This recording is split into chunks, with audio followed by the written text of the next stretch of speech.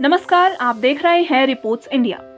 परीक्षा देना यूं तो हमेशा से ही कठिन रहा है, लेकिन हम आपको कुछ ऐसे एग्जाम के बारे में बताने जा रहे हैं जिन्हें पास करना एवरेस्ट चढ़ना जितना मुश्किल काम है। तो आइए नजर डालते हैं दुनिया की सबसे कठिन समझी जाने वाली 10 परीक्षाओं पर। Master sommelier diploma exam. इस परीक्षा को दुनिया की सबसे कठिन परीक्षा माना जाता है। ये एग्जाम विशेषज्ञ वाइन निर्माता बनने के लिए होता है और इसे 3 भागों में बांटा जाता है।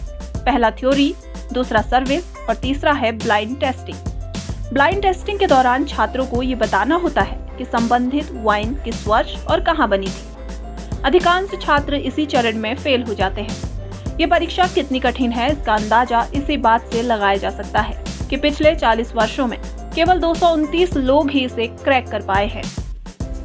संघ लोक सेवा आयोग यानी कि यूपीएससी। भारत में संघ लोक सेवा आयोग यूपीएससी विभिन्न सरकारी नौकरियों की भर्ती के लिए हर साल इस परीक्षा का आयोजन कराता है। ये परीक्षा 3 चरणों में होती है। पहला चरण प्रारंभिक परीक्षा यानी कि प्रीलिम, दूसरा चरण मुख्य परीक्षा यानी कि मेन और तीसरे चरण में साक्षात्कार होता है। यूपीएससी में हर साल लाखों लोग भाग लेते हैं, लेकिन पास होने वालों का प्रतिशत बहुत कम है। लाखों उम्मीदवारों में से केवल 0.1 से 0.4% ही इस एग्जाम को क्रैक कर पाते हैं। गौका चीन में एक अनिवार्य परीक्षा है जिसमें उच्च शिक्षा की चाह रखने वाले प्रत्येक स्टूडेंट को शामिल होना होता है। परीक्षा 2 दिनों में 9 घंटे से ज्यादा समय तक आयोजित की जाती है। एग्जाम देने वालों में से केवल 0.2% ही इतने अंक हासिल कर पाते हैं कि उन्हें देश के शीर्ष कॉलेजों में प्रवेश मिल सके। जेईई एडवांस,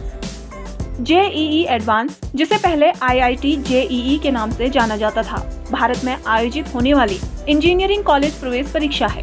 आईआईटी में पढ़ने की इच्छा रखने वाले छात्रों के लिए इसे क्रैक करना अनिवार्य है। परीक्षा में 3-3 घंटे के 2 ऑब्जेक्टिव टाइप के पेपर होते हैं। लाखों की संख्या में छात्र इस परीक्षा में शामिल होते हैं, लेकिन मुश्किल से कुछ हजार ही पास हो पाते हैं। All Souls prize fellowship exam. ये फेलोशिप परीक्षा ऑक्सफोर्ड विश्वविद्यालय द्वारा आयोजित की जाती है। परीक्षा में 3-3 घंटे के 4 पेपर होते हैं। हर साल केवल 2 सदस्यों का चयन किया जाता है। 2010 तक की व्यवस्था के अनुसार परीक्षा में शामिल होने वालों को दिए गए एक शब्द पर लंबा निबंध लिखना होता है। चार्टर्ड अकाउंट यानी कि सीए भारत के चार्टर्ड अकाउंट संस्थान द्वारा आयोजित 3 स्तरीय परीक्षा है। स्टूडेंट कई बार इस परीक्षा में भाग लेते हैं क्योंकि एक बार में इसे पास करना बेहद मुश्किल है। हालांकि बार बार प्रयास करने के बावजूद केवल 10% अभ्यर्थी ही उत्तीर्ण हो पाते हैं। चार्टर्ड वित्तीय विश्लेषक यानी कि chartered financial analyst. Wall street journal के अनुसार ये दुनिया की सबसे कठिन परीक्षाओं में से एक है। 20% से कम अभ्यर्थी ही इसे पास कर पाते हैं, वो भी बार बार प्रयास करने के बाद। एक औसत स्टूडेंट कम से कम 4 बार में एग्जाम क्रैक कर पाता है। मेंसा। इस परीक्षा में शामिल होने के लिए कोई आयु सीमा नहीं है। हालांकि मेंसा सोसाइटी का सदस्य बनने के लिए उम्मीदवार को कम से कम 98% अंक हासिल करने होते हैं। ये दुनिया की सबसे पुरानी आईक्यू सोसाइटी है। प्रत्येक देश की अपनी मेंसा सोसाइटी होती है। भारतीय इंजीनियरिंग सेवा यानी कि आईईएस।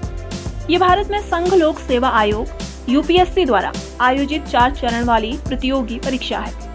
यूपीएससी भारत सरकार की प्रबंधकीय और तकनीकी सेवाओं के लिए आईईएस की भर्ती करता है। इसमें 6 टेस्ट होते हैं। हर साल सैकड़ों हजारों इंजीनियर इस परीक्षा में बैठते हैं, लेकिन केवल कुछ ही इसे क्रैक कर पाते हैं।